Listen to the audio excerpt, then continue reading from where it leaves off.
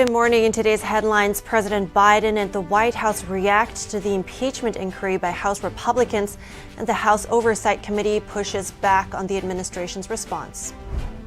The DACA program is ruled unlawful. What happens to the hundreds of thousands of children of illegal immigrants enrolled in it? We have the latest. The UAW is preparing to strike several major auto companies as the deadline for negotiations draws near. We take a closer look at the union's demands. Do your children sit a lot? If so, they may be at risk of heart problems later in life, according to a new study. NTD brings you an in-depth report with a cardiologist's input and creative ways to get kids moving. Flying cars have long been a symbol of the future, and now they're a reality. We hear from an aerospace company CEO about his personal flying car.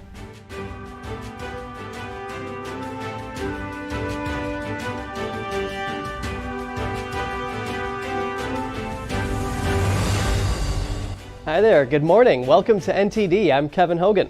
Good morning, I'm Evelyn Lee. Today is Thursday, September 14th. And you know, Evelyn, former President Trump raised about $7 million after his mugshot was taken. Oh, well, yeah, we'll see if this impeachment probe will have similar effects for President Biden. Right, and while you're preparing for your day, we're bringing you our top news. That's right. House Republicans meet today for an update on the impeachment inquiry into President Biden. The closed-door briefing will be led by the chairman of the panel leading the investigation. That's made up of the House Judiciary, Oversight, and Ways and Means Committees. President Biden told donors at a fundraiser in Virginia that Republicans are trying to impeach him because they want to shut down the government. A government shutdown is looming if lawmakers don't agree on a new spending package by the end of the month. Biden stared straight ahead without answering when asked about the inquiry at a White House event yesterday. NTD's Jeremy Sandberg has more on the White House response. The Biden administration and Democratic National Committee launched aggressive messaging strategies in response to House Republicans' impeachment inquiry.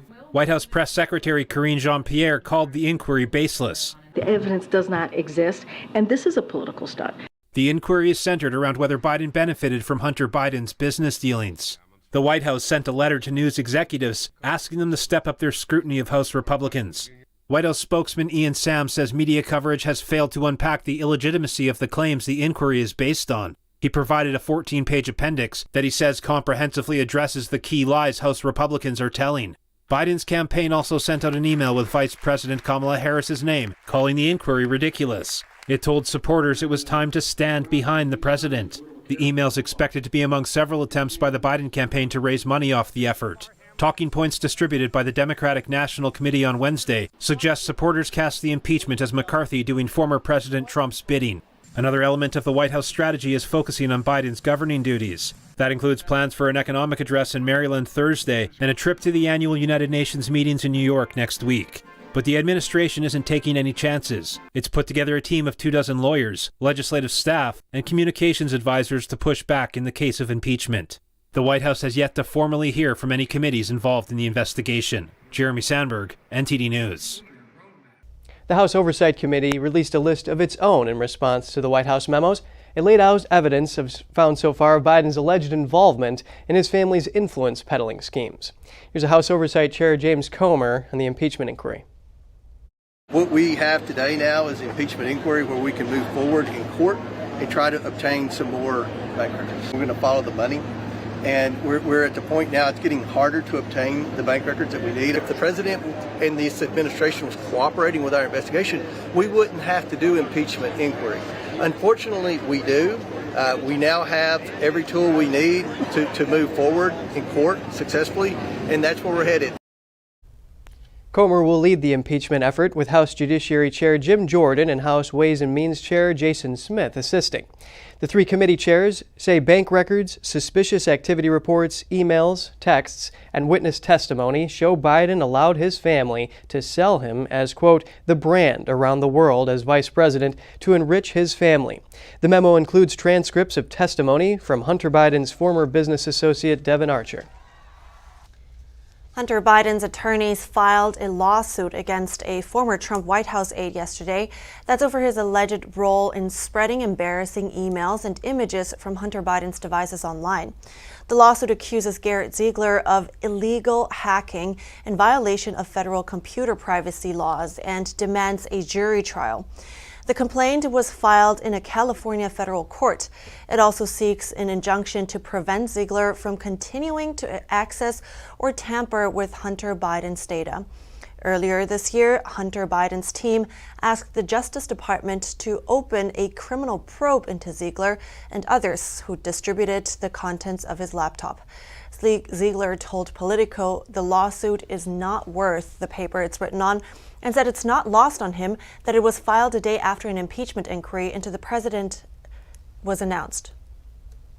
The trial to decide if Texas Attorney General Ken Paxton is removed from office is winding down.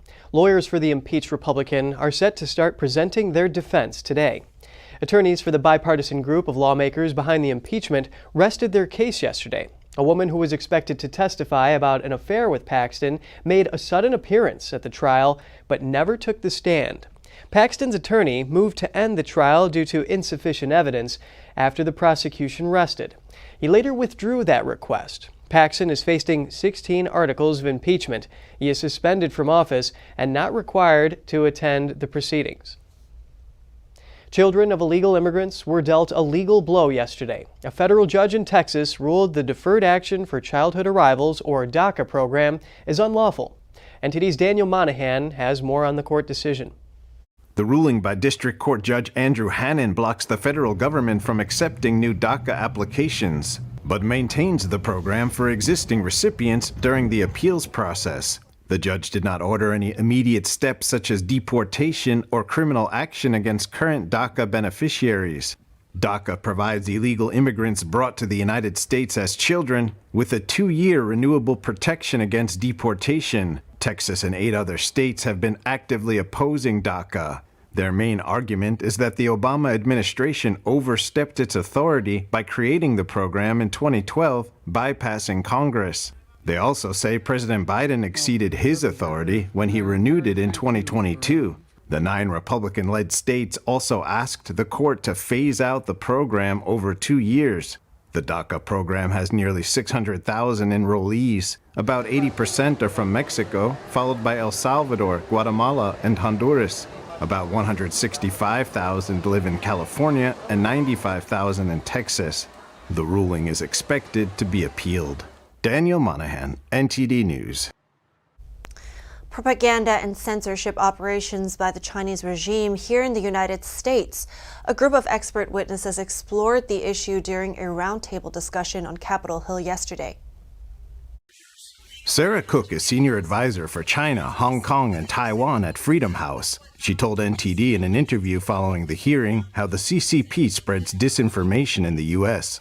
We see the CCP and its proxies. It often works through proxies. It could be, various civil organizations in society. It could be an official or a journalist. They take on a trip to China and comes back. It could be an actual organization with ties to Hong Kong or something like that that has some kind of tie to the CCP. Cook said the CCP's disinformation campaigns are becoming more sophisticated and more manipulative. This is because they don't use open propaganda. The campaigns try to change not only how Americans think about China, but even how Americans think about U.S. domestic issues. They may be inching that direction where you see more fake accounts pretending to be U.S. voters and then posting things that are just going to be divisive or inflammatory and get Americans more angry at each other. And so that's where you also see, I think, the risks that the content itself actually has nothing to do with China, and so it's actually trickier to spot. Chairman of the House Select Committee on the CCP, Congressman Mike Gallagher, told NTD other tactics the CCP uses.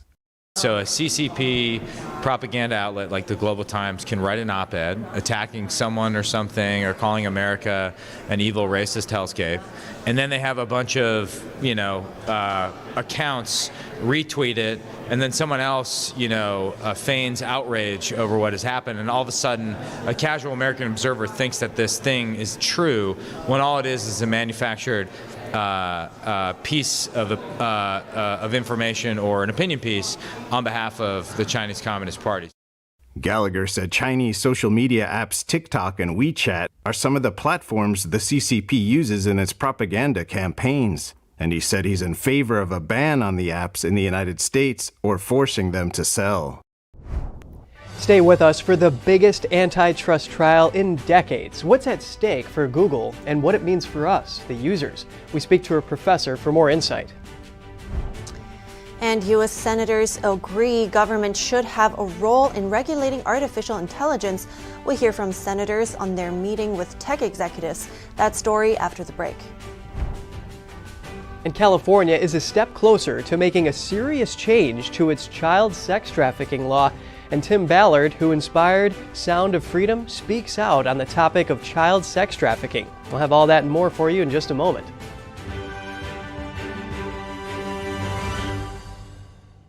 Anyone who's ever sold a home will tell you it's really hard. And it's one of the biggest financial decisions you'll ever make. That's why who you work with matters. Together with HomeLight, we take care of every detail.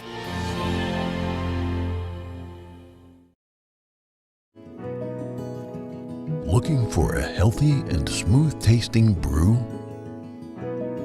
Drop by Dave's Coffee Roasters today and explore our wide selection of specialty-grade, small-batch roasted coffee. Home to North America's first enzyme-fermented coffee, we source a wide selection of specialty-grade coffee beans from around the world, and our baristas are ready to craft your customized brew. Visit Dave's Coffee at 28 North Street, Middletown, New York. Come experience a brew like no other. Award-winning filmmakers Stephen Barber and Matthew Housley, along with producer Tamara Henry, bring you the world's most dangerous paper route.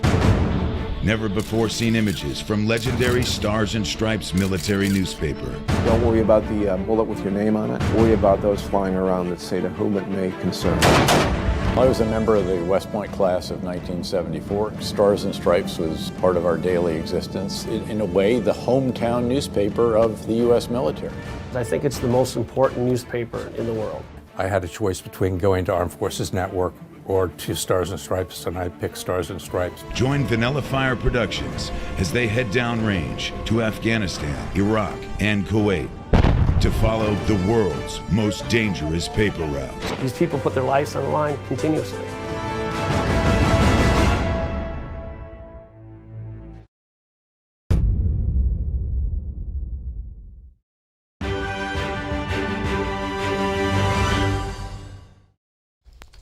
Good to have you back. The biggest monopoly trial of our modern internet era. That's what many call the Google antitrust trial. What does it mean for Google? And could it really change the way we use the internet? We want to bring in Andrew Selipek. He's a social media professor at the University of Florida. It's good to see you, Andrew. There you are. So tell me first, what's at stake here for Google? Well, what we're looking at is whether or not the government's going to try to basically force competition onto Google by requiring them to no longer kind of be the dominant internet search provider. And one of the things that we're really looking at is how they're going to try to force a competition that doesn't really exist. Well, so if that's the case, how could the outcome of this trial actually affect other big tech giants like Amazon or Meta? Well, the big thing is that, we haven't seen an antitrust trial like this in a long time, going back to when we saw the government go after Microsoft, which in a way is kind of part of this entire conversation. Microsoft, having Bing as the sort of alternative search engine along with Yahoo and DuckDuckGo. But at the end of the day, I think what we're looking at is the way that it could have a potential impact is if the government does sort of force Google to kind of back away from its dominant position, this is going to kind of give more possibility for these other search engines to become used more. But at the end of the day, I just don't see that happening because consumers already have a choice. They've made that choice and they prefer Google. So let's talk about Microsoft, what you just touched on. Many draw similarities between those cases. Now, how is Microsoft actually part of the conversation here? And what did we learn from the trial that was back then with Microsoft, also in terms of the outcome, possible outcome? So probably the biggest difference is that what we have with Google, and the reason why there's this potential change that may occur, is that Google has essentially paid companies to kind of make it the default search engine, whether that is with something like iPhone or using it with Firefox and Mozilla. Whereas for Microsoft, sort of the big issue was that it was kind of requiring everybody to use their search engine back in the day, Microsoft Explorer. And in doing so, you didn't really have the same opportunity to make a decision on your own which search engine you were going to use. You have that option now. You can have any device that you want. You can pick whatever search engine you want. But when Microsoft, as sort of the what it was doing before, was basically forcing people to use its search engine. Now, before we go here, on something that probably is most interesting to most of us, because what about the consumer? If it really should come out in favor for the DOJ, what would it mean for the consumer? What would change for us? Well, and that's the big thing. You know, with these antitrust laws, it really should be about the consumer, not necessarily the competition. And the consumer has overwhelmingly picked Google. 90% of searches are done with Google. That leaves the other 10% to DuckDuckGo, Bing, and Yahoo. So if anything is done, it's really going to be a big trial for Google. It's going to be a costly trial for Google. If they in any way sort of force a breakup, it's really kind of unclear what would happen, because at the end of the day, people are going to return to their default position of wanting to use Google, even if it's not sort of the default search engine on our iPhones, the default search engine on Android, or the default search engine on any of our other devices. And part of that's because, you know, if you think about the largest video platform when it comes to social media, it's YouTube. People like to have their search engine connected to the largest video search engine. They like to have their search engine connected to the map app with Google Maps that they're most likely to use as well. So any way that this may be broken up is just going to hurt the consumer more than anything else. Right. Well, it's quite a lengthy trial, so quite a long way to go until we actually see some answers. Thank you so much, Andrew Selepak, for your insights today. Thank you. U.S. senators agree government should have a role in regulating artificial intelligence. Lawmakers met with leading tech giants yesterday for a special hearing on AI. The closed-door meeting was hosted by Senate Majority Leader Chuck Schumer. It addressed some of the core issues involving AI safety. Schumer said bipartisan support is needed to come to quick resolutions on how to most effectively and safely use AI in the future. U.S. lawmakers want safeguards against potentially dangerous AI applications, including deepfake videos, election interference, and attacks on critical infrastructure. The hearing also addressed whether there should be a new agency to regulate AI. The meeting was attended by more than 20 tech executives, including Elon Musk, Meta CEO Mark Zuckerberg, and former Microsoft CEO Bill Gates. We need to do what has been done for airline safety, car safety, drug safety, medical device safety. AI safety is no different. In fact, potentially even more dangerous. The American people know we have got to have some changes here. Look, it's the giant tech companies that are the only ones in America who get the special deal, and that is because of Section 230. They are not responsible, can't get sued in court. Child sex trafficking is a serious felony. It seems like a no-brainer, but the California bill making it so ran into some roadblocks and pitted some state Democrats against each other. The state Senate unanimously passed the bill yesterday, which is on its way to Governor Newsom's desk. Besides labeling it a felony, the bill would also make child sex trafficking a strikable offense. That means offenders would be facing significant time behind bars. Expectations were originally that it would be smooth sailing for the bill with lawmakers, but it got bogged down by Assembly Democrats who were against it, saying it could possibly have penalized trafficking victims. Public outrage followed, including death threats against some lawmakers.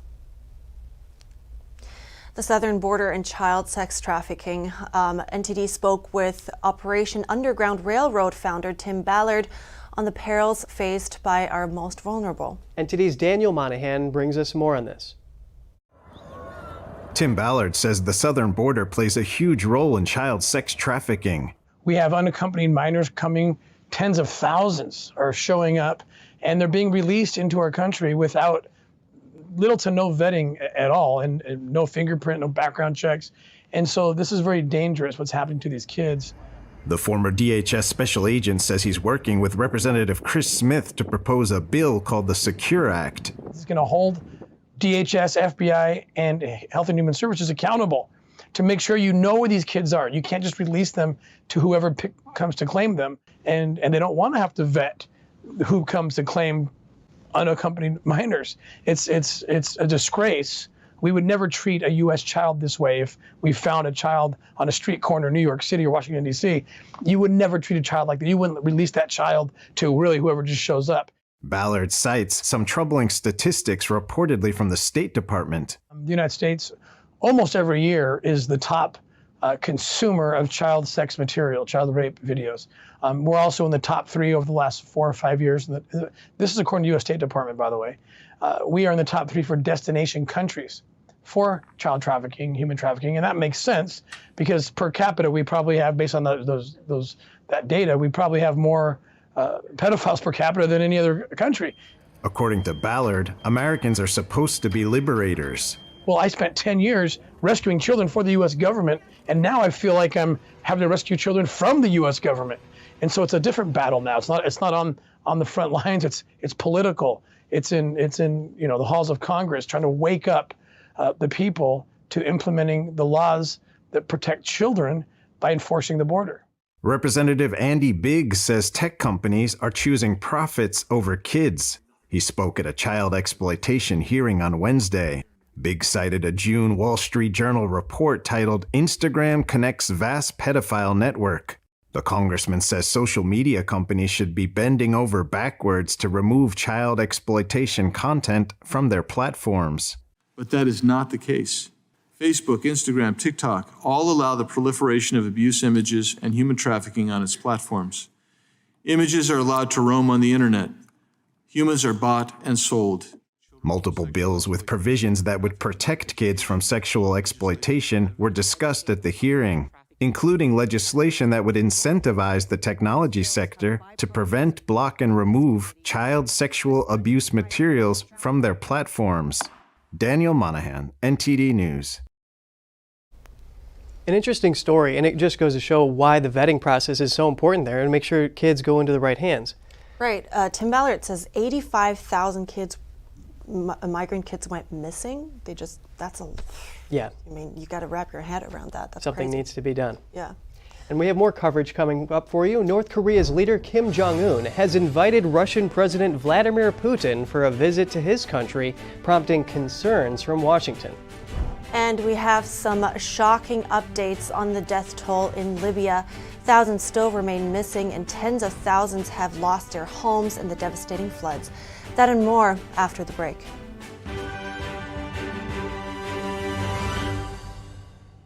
First time I came in here was Monday, and today is Thursday.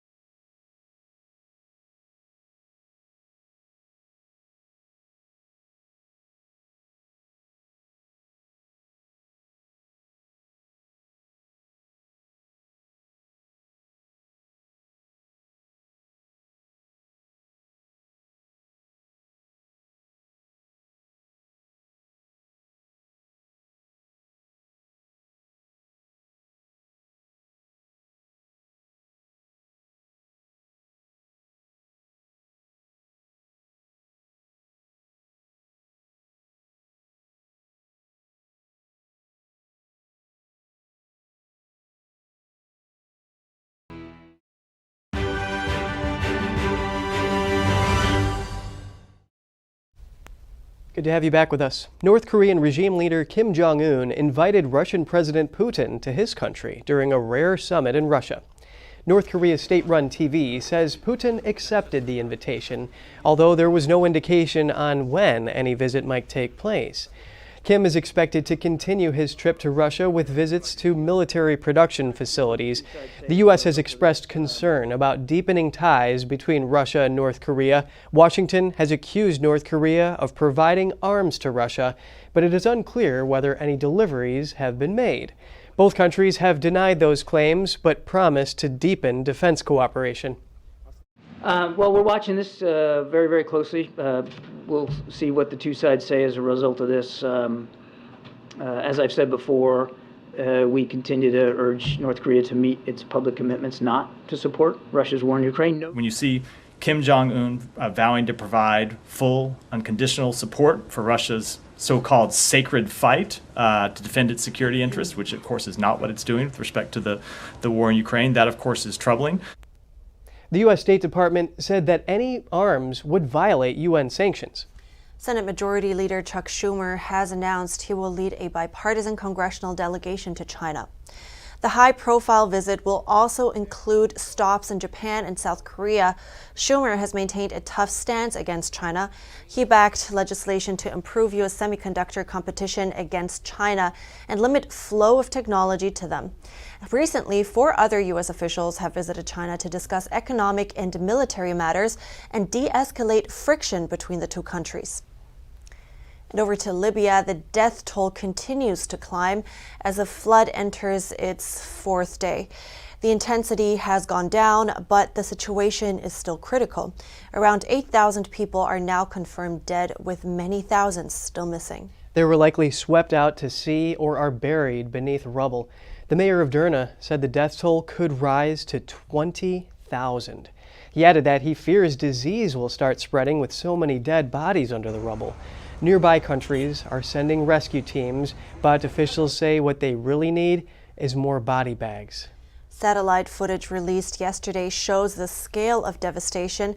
It's estimated that around a quarter of the Mediterranean city were obliterated by a mass torrent of water, bursting dams above the city. Multiple high-rise buildings collapsed as families were sleeping inside. In Derna alone, around 30,000 people have lost their homes to the floods. And now we are heading to Malcolm Hudson in the UK for some short headlines around the world. Good morning from the UK, Evelyn and Kevin.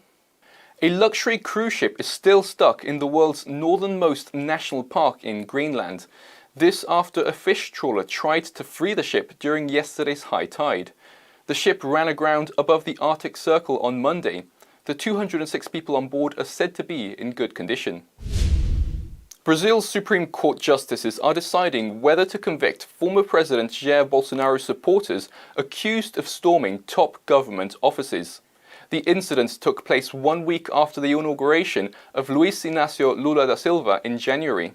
Almost 1,500 people were detained on the day, though most have since been released. The EU requires airlines to use 70% sustainable fuels by 2050 to help decarbonise the sector. This percentage rises every 5 years to reach its target, starting at 2% use by 2025. These can include synthetic fuels, certain biofuels produced from agriculture or forestry residues, algae, biowaste, used cooking oil or certain animal fats. EU lawmakers yesterday approved the new rules.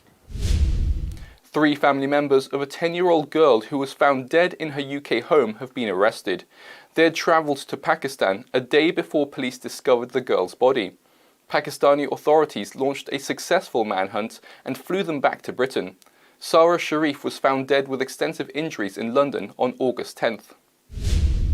Terry Gou, the billionaire founder of major Apple supplier Foxconn, announced a surprising choice for his running mate in Taiwan's presidential election next year.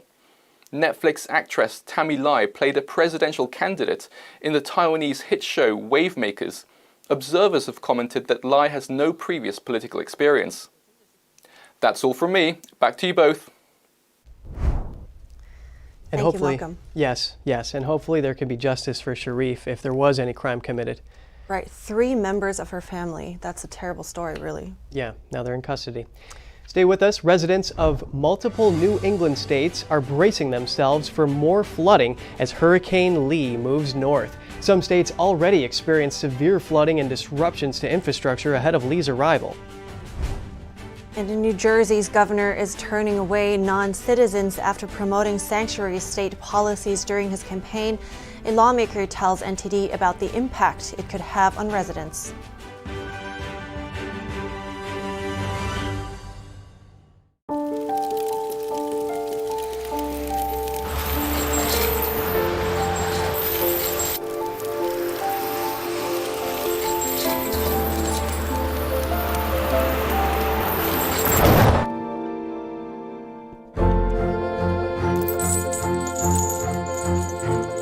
Did you know dragging chains can spark a wildfire? Only you can prevent wildfires. Hey, I told you enough of that. But look, this is different. It's Ganjing World.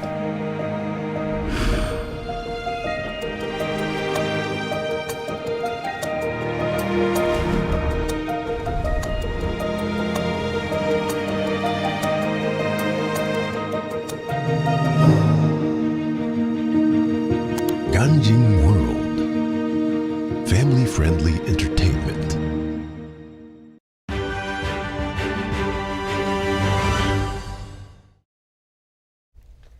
Welcome back. New England residents already soaked with rain are preparing for Hurricane Lee's arrival. Residents in Massachusetts and Rhode Island spent the day cleaning up flood damage as Lee approaches. Lee threatens to unleash violent storms as communities dealt with tornado warnings and another day of heavy rain yesterday. The rain created sinkholes and brought severe flooding to several areas. The town of Leominster in Massachusetts is under a state of emergency due to flash flooding in the area. Footage taken by the mayor of Leominster on Tuesday shows damage from flooding. The Massachusetts Emergency Management Agency also posted photos showing knocked over and split in half trees, as well as damage to streets and sidewalks and cars submerged in floodwater. City officials say multiple streets and schools were closed and that some residents evacuated the area. Rail services were also affected. No injuries have been reported. The National Hurricane Center issued a hurricane watch for portions of Maine last night. A tropical storm watch also was issued for a large area of coastal New England from parts of Rhode Island to Stonington, Maine. That includes Block Island, Martha's Vineyard, and Nantucket. And now we're going into some short news alerts. The U.S. has approved a $4 billion sale of missile defense systems to Poland. The state-of-the-art systems are intended to bolster Poland's defense amid tensions with Russia and Belarus. The price tag also covers training and support for Polish personnel. The Pentagon says the sale won't change the military balance in the region. The manhunt for a convicted murderer in Pennsylvania is over. Escaped prisoner Danilo Cavalcante was captured yesterday and is now in custody. A police helicopter used thermal imaging to locate him, and a 34-man SWAT team with 2 dogs were sent to surround his position. One of the dogs subdued him when he was trying to crawl away. A stolen rifle was recovered from the scene. No shots were fired, but the fugitive was lightly bitten. He'll now serve out a life sentence. A federal judge blocked New Mexico Governor Lujan Grisham's order suspending the carrying of firearms in Albuquerque. The 30-day ban was on both opened and concealed guns within the city. The governor instituted the ban in response to the shooting deaths of 2 children there. The state attorney general had already said he would not enforce the ban. A federal appeals court blocked a California law prohibiting marketing firearms to children. The law signed by Governor Newsom was challenged by groups including youth target shooting clubs. The court ruled the law probably restricted gun makers' freedom of speech and ruled it would have little effect on gun-related violence. Governor Newsom's office did not respond to media requests for comment. New Jersey Governor Phil Murphy, a Democrat, is showing resistance to the Biden administration's plan to send some of the 60,000 illegal immigrants in New York City to an international airport in Egg Harbor Township, New Jersey. It comes after Murphy promoted sanctuary state policies when running for office. I spoke with a state lawmaker to learn more about this. Take a look. We're joined by New Jersey Assemblyman Jerry Scharfenberger, who represents New Jersey's 13th District. Assemblyman Scharfenberger, thank you so much for your time. Thank you for having me.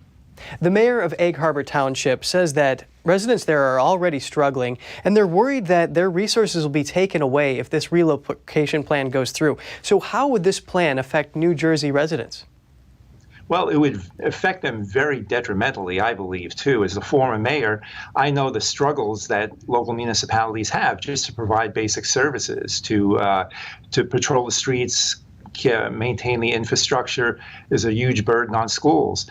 New Jersey taxpayers pay the highest property taxes in the entire country, and they cannot afford to subsidize and clean up the mess that the federal government has created through their property taxes any longer. And your peer, Representative Jeff Van Drew, he was accusing the Biden administration of not securing the border, even though DHS Secretary Mayorkas said the border is not open. And he accused the administration of using taxpayer money to fly illegal immigrants around the country to areas that don't have the resources to house them. So in your view, what is the solution to this problem? Well, the solution is it's multi-part, but first of all is to secure the borders. They're clearly not secure. There's millions of people coming across. I think last month we had a record number of crossings, illegal crossings ever, and you cannot say the border is secured when you have those kind of numbers flowing in. So that's the first thing. They have to secure the border, keep folks who have yet to be vetted in Mexico. That was being done very successfully, and have an orderly way to evaluate folks coming in, whether they have a valid case for asylum or not. So that's first and foremost. Once they're in the country, it's almost impossible to keep track of them, and they blend into the societies that they move to, and we have no idea who they are nor where they are. And to put some of your concerns into context here, Assemblyman, about 5.5 million illegal immigrants have crossed into the United States since President Biden took office. Now, the airport is federally owned, so who ultimately makes the decision as to whether or not this relocation plan goes through? Well, we believe it would be between the governor and the federal government. Certainly, we're speaking out against it in the legislature, legislators, and Congressman Van Drew also, and certainly the local municipalities. The mayor of Atlantic City has been very vocal against it. But I believe legally, ultimately, it will be the governor's decision. And what do you make of the governor's reversal of his initial stance when he was campaigning to have sanctuary state policies, now to rejecting this relocation proposal? Well, quite frankly, it would have been much better if he had never declared New Jersey a sanctuary state in the first place, because then the federal government feels that they would be willing participants in accommodating the illegal aliens who would be sent here. So that's one thing. There's an election coming up. Will this stance, this new position, hold after the election? That remains to be seen. I certainly hope it does, but hopefully he will be a lot more firm in his position and make it clear to the federal government that New Jersey simply cannot accommodate these individuals who we want to send here. Well, Assemblyman Jerry Scharfenberger, thank you so much for your insight on this. Thank you. Some interesting insights. Thank you. And it just seems like we're starting to see more states coming forward saying that they just cannot handle that. Right. Well, when it actually comes down to the decision time, some of them are reversing their sanctuary policies like they mentioned here. And a thing to point out is that Egg Harbor Township only has 42,000 people. So imagine if there's a portion of that 60,000 illegal immigrants that are going there, you can imagine what kind of burden that's going to put on the society. Yeah, good point.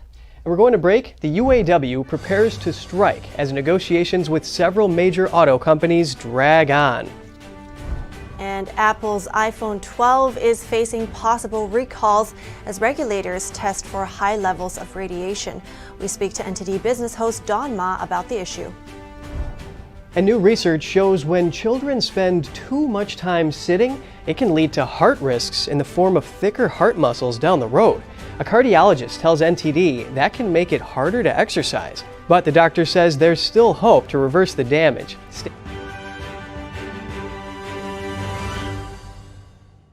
Stay tuned to get 2 rolls of alien tape free. You wouldn't stick your mother-in-law on the wall, but you could with alien tape. It just sticks. Just peel and stick to make anything stay in place quick. Brick, pavers, marble, tile, plastic, even leather. Nothing works better than alien tape. You wouldn't stick your fishbowl on a moving car, but you could with alien tape. The secret is nano-stick technology that grabs and locks on to secure one side of the surface to the other. Alien tape secures in seconds, then twist, pull, and rinse to reuse. Call or go online to get your first roll of alien tape for just $19.99, plus shipping and processing. But to make this deal really stick, we'll give you 2 more rolls absolutely free. You get 3 rolls of alien tape for one low price. Order now. To order, call 1-800-490-1364 or go to tryalientape.com. So call 1-800-490-1364 or order online at tryalientape.com. The loss of coordination in my legs, I'd trip over my feet, end up flat in the concrete. Dr. Benatti to me was God sent. Walk like that in a while. I don't remember how long. I didn't have to make a massive lifestyle change. I noticed today that I could sit and stand up without a cane. I would have to give it excellent and above my expectations. Benatti succeeds where others fail.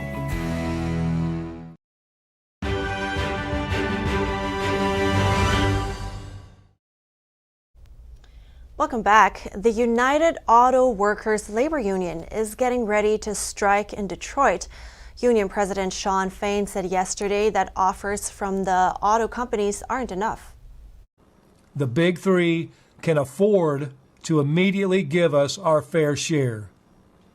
If they choose not to, then they're choosing to strike themselves, and we are not afraid to take action.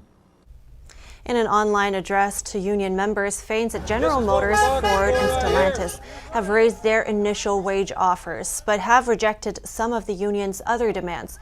The union is threatening to strike if it can't reach an agreement with the companies by end of today, but the strikes would be targeted to a small number of factories per company. It would be the first time in the union's 80-plus year history that it struck all 3 companies at the same time. Fain said the final decision on which plants to strike won't be made until tonight and will be announced at 10 p.m. Eastern Time. Car companies argue they have to make huge investments to develop and build electric vehicles, while also building and engineering traditional gas-powered vehicles. They say if labor agreements are too costly, it could push prices higher than foreign competitors who aren't unionized. They also say they've made reasonable offers to the union. And French regulators have serious concerns about Apple's iPhone 12. They've ordered the company to stop selling the phone, saying it emits electromagnetic radiation levels above EU standards for exposure. Here to discuss this is NTD business host Don Ma. Don, we want to hear more about this. Please tell us more. Yeah, sure, Evelyn. So the French government agency that manages wireless communication frequencies issued this order. So of course, this is after the iPhone recently failed one of 2 types of tests for electromagnetic waves. And these waves are actually capable of being absorbed by the human body.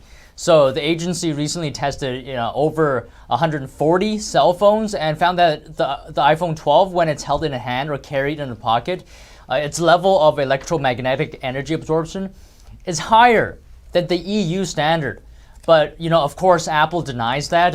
It's disputing this. It says its iPhone has been certified by multiple international bodies and complies with all applicable global regulations for radiation. So, there's 2 sides to this.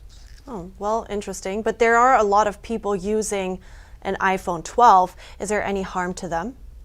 Well, Evelyn, the good news is that no, there won't be any health risks because although the iPhone 12's radiation levels are higher than EU standards, but they're significantly lower than standards that is considered harmful for users. So that's good. The users of iPhone 12 can actually download an update that prevents radiation exposure from surpassing the limit when it does in fact come out.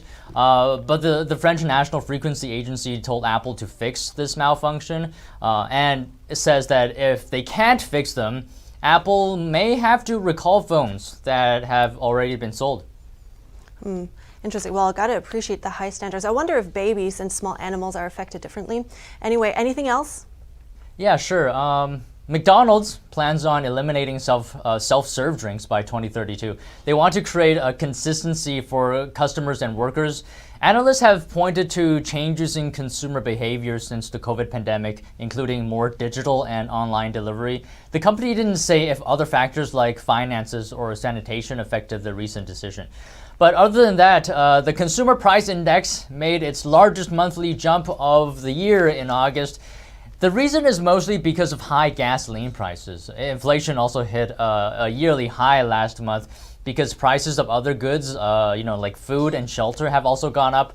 Real average hourly earnings declined for the month. Other than these two updates, Evelyn, that's all from me. Well, thank you so much, Don, host of NTD Business. Always good to hear from you. Yeah, thank you, Evelyn. And now, heart health is so important. Yeah, it is. And now there's new research that shows if children sit too much, their heart health could be at risk down the road. That sounds serious, especially with cars, computers, tablets. People sit so much nowadays. Let's see your report on this, Kevin. New research shows that when young people, those 11 to 24 years old, spend too much time sitting down, they have a higher risk of developing heart disease later in life. The increased sedentary time is correlated with the larger left ventricle of the heart, especially in girls.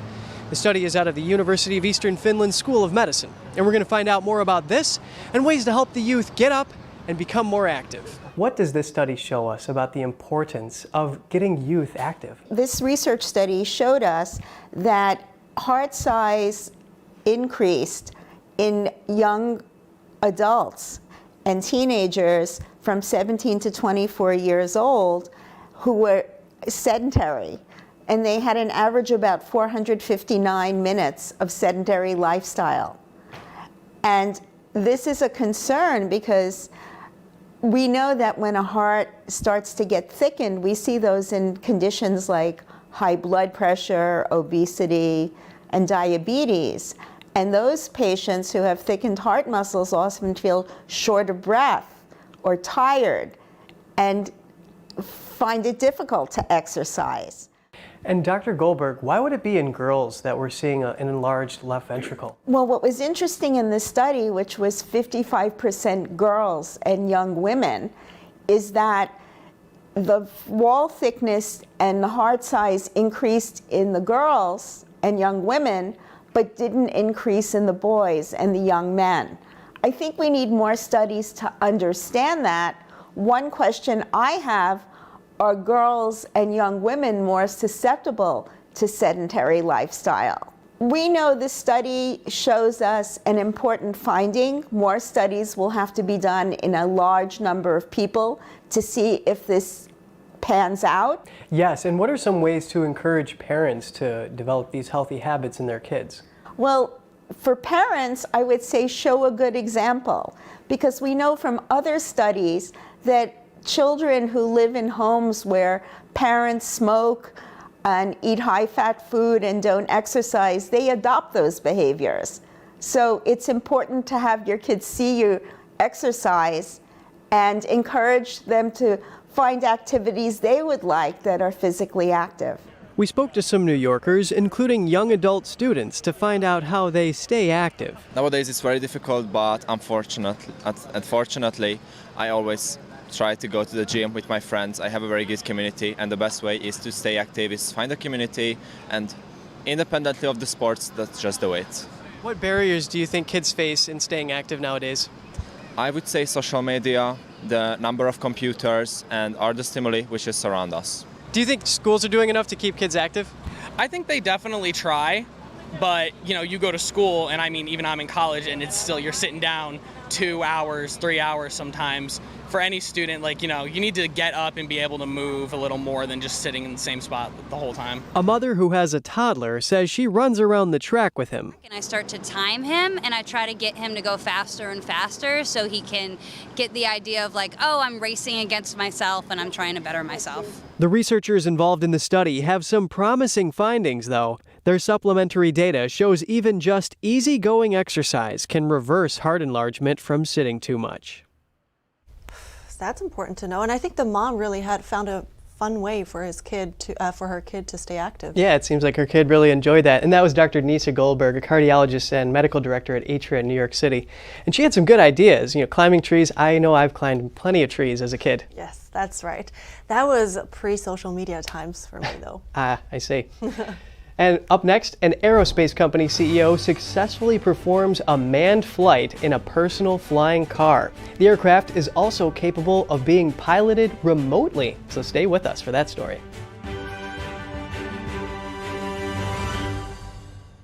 How prepared is your family if a tornado shows up at your doorstep, or a flood, or a hurricane? You can't just turn away a natural disaster. That's why it's important to go to ready.gov/plan now. It has the tools and tips you need to make an emergency plan with your family.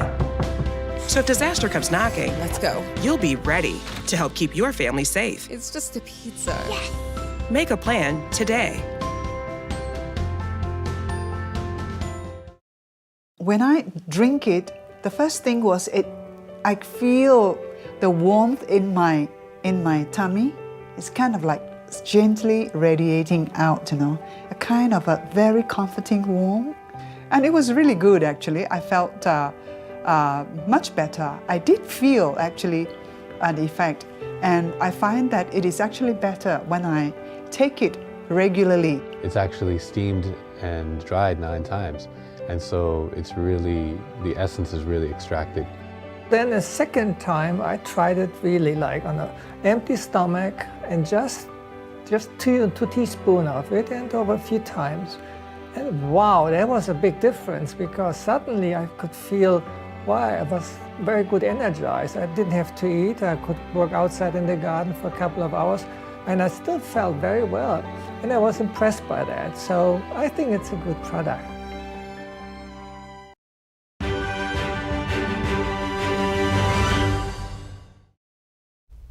Welcome back. Flying cars have long been a symbol of the future, and now they're a reality. An aerospace company successfully tested the first manned flight in the U.S. this summer, but the passenger aircraft is just the beginning. NTD's Andrew Thomas had the opportunity to speak with the CEO to learn more. One day back in 2016, Daron Merdinger found himself stuck in traffic. The Israeli Air Force veteran gazed out the window to see a kid playing with a drone. It was an aha moment. 7 years later, he finds himself in the cockpit of his company's flying car. Yeah, the reality was even better than what I imagined. What we had 8 fans throwing air to the ground, and I was sitting like, you know, you're floating. It's a very interesting feeling. The vibration was very minimal. So is the noise. Merdinger grew up with an interest in science fiction. He knew someday flying cars would be the future of transportation. But the CEO says the company's aerial vehicle is about more than cruising from A to B and avoiding traffic. Even flying today, we're over the clouds, and this is below the clouds. You are still engaged with the surrounding like a drone. And think about it, the best videos and images today are shot by drones, a couple of 100 feet. This is what you're going to experience. You're going to experience, you know, Mother Earth, right? It's beautiful. In July, Daron Aerospace became the first American company to successfully perform a manned flight in a personal flying car. Merdinger says the test flight was moving, and it reaffirmed his vision. Now, sitting there, I mean, I just want to do more and more and go higher and higher and just experience. This is really what I'm looking for at this point. Just looking things above, just see how the three-dimensional world looks like. The Daron Aerospace H-1 works like a drone. Rotating blades make the aircraft go up and down. The H-1 has a top speed of 140 miles per hour and a range of 60 miles. Merdinger says the design is about simplicity and safety. The whole idea of this is to reduce the points of failure as much as possible. Every other hinge or motor that you add, or any other part, will create more problems. So you're trying to simplify it. The H-1 isn't just a passenger vehicle. The aircraft will also have military applications and can be flown remotely. Military, rescue pilots that ejected over enemy territory. This is a low flyer, quiet. Will send exactly to the direction of the pilot. The pilot can jump in even without its landing and take control of the vehicle and go back. Durrani Aerospace is also working with local emergency personnel and FEMA.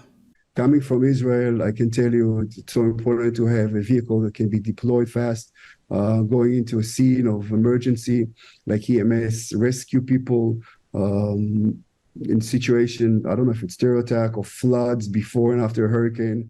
Durrani Aerospace currently has more than 300 pre-orders for the H-1.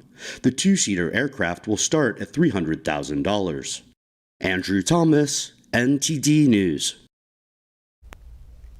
That's exciting. I mean, and it looks like they have such a great use for it. And especially in New York, if there's an emergency, police cars or, first responders, they definitely get stuck in traffic a lot. Oh, yeah. Well, there's so many applications to that. And I bet it has some really great views, too. Yeah, but before it can be implemented in society, they have to need some aerial roads before they can let everyone use it, so there's no crashes. Yeah, exactly. That's, of course, when there's more than just him in the air. Yes, right. All right, that's all for today's program. We'd love to hear from you at goodmorning@ntd.com, so shoot us an email if you'd like. Thanks for watching. I'm Evelyn Lee. And I'm Kevin Hogan.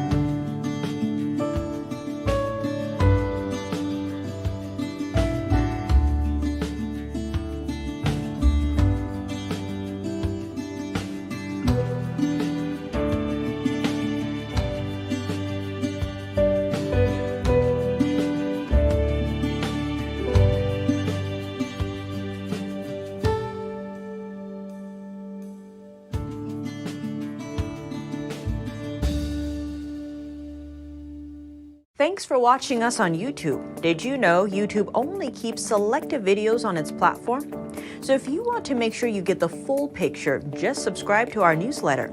Go to newsletter.ntd.com and sign up. It's free.